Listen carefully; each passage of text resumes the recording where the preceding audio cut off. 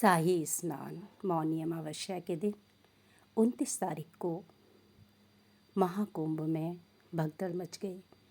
2 बजे रात को यह हुआ।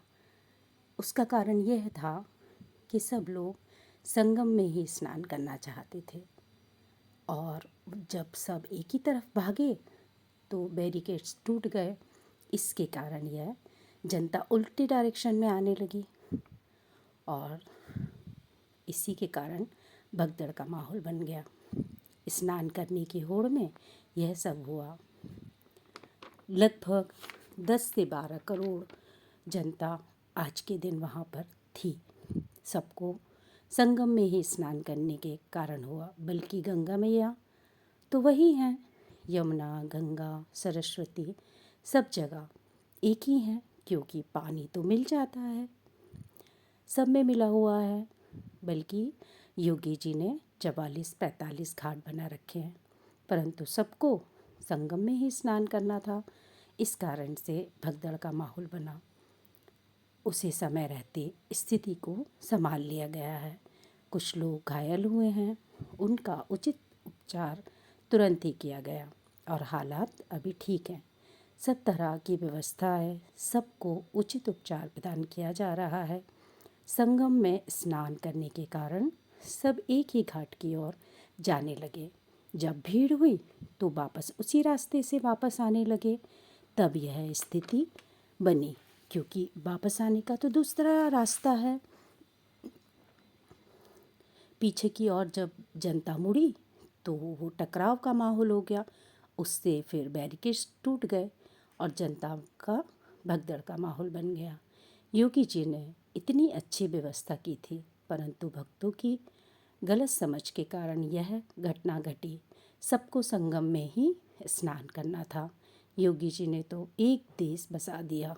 प्रयागराज में जहाँ करोड़ों की संख्या में भक्तगण ठहरे हैं और सबको उचित व्यवस्था की गई है। भक्तगण को उनकी योजनाओं का पालन करना चाहिए और सुविधाओं को भी सुचारू रूप से चलाने में उनका सहयोग करना चाहिए। ज़रूरी नहीं है कि शाही स्नान वाले दिन ही आप स्नान करें, कभी भी 45 दिन के कुंभ में स्नान कर सकते हैं।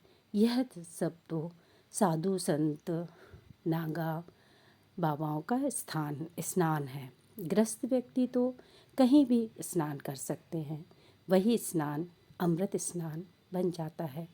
जब आप भूमि पर चरण रखते हैं तो वह कुंभ का फल प्राप्त हो जाता है।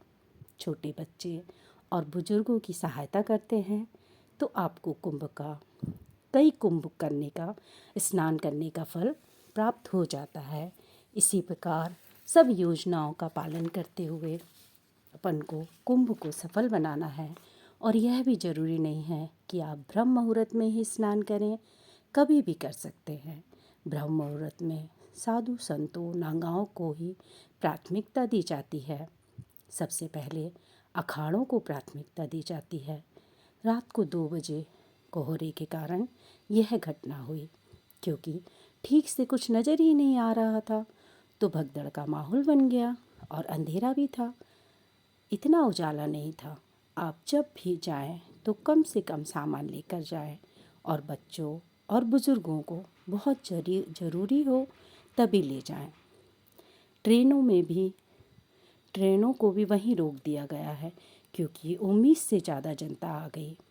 आप जब भी कुंभ में स्नान करने जाएं तो अपने साथ खाने पीने का सामान अवश्य ले जाएं, जिससे कि कई ट्रेनों को वहाँ कई घंटे रोकना पड़ा, क्योंकि यहाँ से जब जनता छटेगी तभी तो और जनता को स्नान करने का मौका दिया जाएगा। तो आप अपनी ट्रेन में ही भूखे नहीं रहेंगे। अपना जो सामान लेके गए हैं खाने पीने का वो खा सकते हैं, क्योंकि कई रास्तों में ट्रेनों को बहुत बहुत समय तक रोकना पड़ रहा है, क्योंकि जनता जब बढ़ जाएगी तभी भीड़ कम होगी। सब लोगों के सहयोग से ही यह संभव है। हो सकता है, घबराएं नहीं, योजनाओं का पालन करें, समझदारी से काम लें और योगी जी ने एक देश बसा दिया है। इतने कम समय में सब सुविधाओं के साथ जो आपका भी सहयोग चाहते हैं और आपको भी सहयोग करना चाहिए, क्योंकि भीड़ को कंट्रोल करने में सबका सहयोग ज़रूरी है। जो जाने में समर्थ नहीं है वह घर पर ही पानी में गंगा जल मिलाकर स्नान करें, और जो जाना चाहते हैं तो वो ज़रूरी नहीं कि शाही स्नान हो उसी दिन जाएं।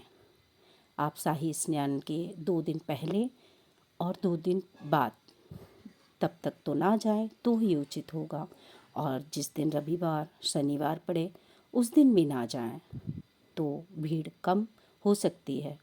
अफवाहों पर ध्यान नहीं देना चाहिए। भक्तगण योजनाओं का पालन करें। यह सब कोहरे होने के कारण और संगम में स्नान करने की होड़ में हुआ है। आग, पानी और भीड़ को नियंत्रित करना आसान नहीं होता। सब लोग सहयोग करें और अफवाहों पर ध्यान ना दें। गंगा मैया आपकी यात्रा सफल करें। गंगा मैया का पानी तो सब जगह एक ही है। जिस प्रकार शक्कर के बोरे में सभी शक्कर में मिठास होती है, उसी प्रकार जल तो जल है। जय गंगा मैया की।